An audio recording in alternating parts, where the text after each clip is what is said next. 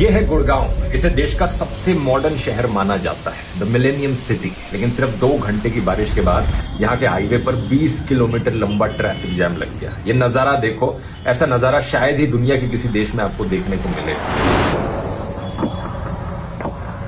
ये एक ऐसा शहर है जहां पर लोग 5-5 करोड़ के घरों में रहते हैं, लेकिन घरों से बाहर नहीं निकल सकते पानी भरने की वजह से। ये देखो 100 करोड़ के फ्लैट, पानी देखो आप। यहाँ पर 100 करोड़ के अपार्टमेंट्स मिलते हैं, लेकिन उन अपार्टमेंट्स के बाहर ये हाल देखने को मिलता है। गुड़गांव में 5 इंजन की सरकार है। म्यूनिसिपैलिटी बीजेपी के कंट्रोल में है, मेयर बीजेपी का है, सारे एमएलए बीजेपी के हैं, एमपी बीजेपी का है, चीफ मिनिस्टर बीजेपी का है, प्राइम मिनिस्टर बीजेपी का है।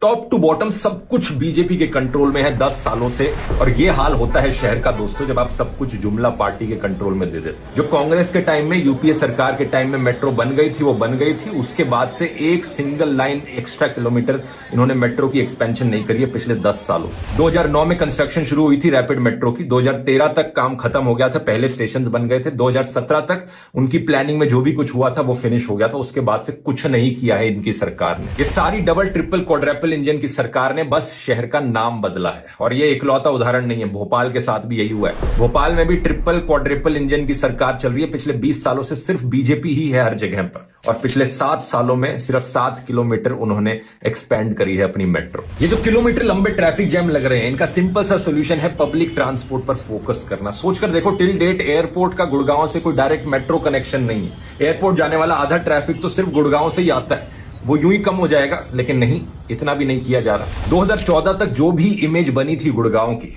उसका पूरा बेड़ा गर्क करके रख दिया इन्होंने। नरेंद्र मोदी जी के नेतृत्व में 2024 समाप्त होने के पहले हिंदुस्तान का रोड इंफ्रास्ट्रक्चर अमेरिका के बराबर होगा, ये वचन देता हूं। ये पार्टी सिर्फ एक ही काम में माहिर है, कैसे लोगों को धर्म के नाम पर लड़वाया जाए और लोगों को बेवकूफ बनाया जाए। अपनी आंखें खोल लो टाइम पर, नहीं तो अगले 10 सालों तक भी यही सब झेलना पड़ेगा।